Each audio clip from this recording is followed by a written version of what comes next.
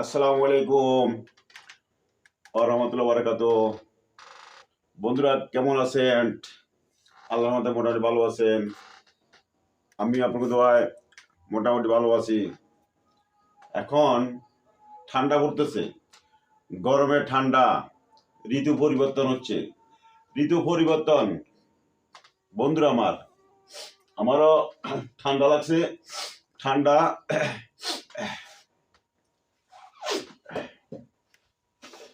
বাইরে বাইরে যাবেন, ধুলাবালি থেকে সাবধান। বাইরে যাবেন, ধুলাবালি ডুববে, সর্দি কাশি হবে, ঠান্ডা। বেরোবেন, কি লাগাবেন? এই যে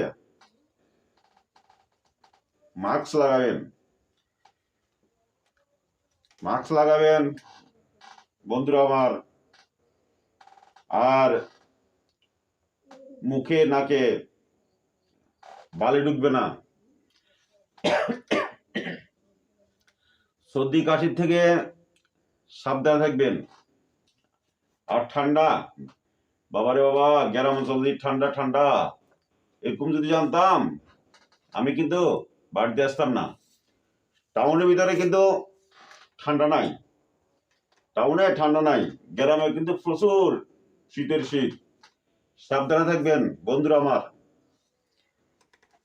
কিন্তু আমি মিথ্যা কথা কিন্তু বলি না বন্ধুরা আমার। অনেকজন বলে হে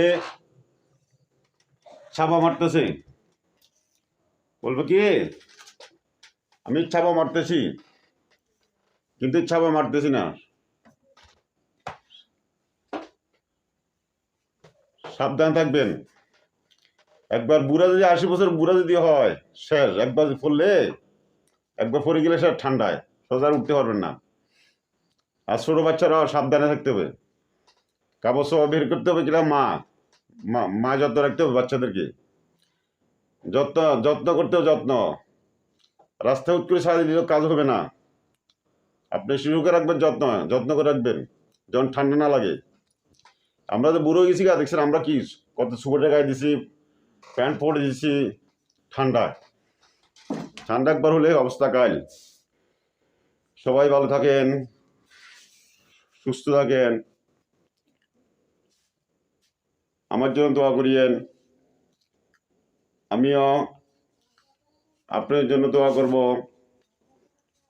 বন্ধুরা আমার। আসসালামু আলাইকুম ওয়া রাহমাতুল্লাহি ওয়া বারাকাতুহু। সালাম দোয়া সুন্নাত।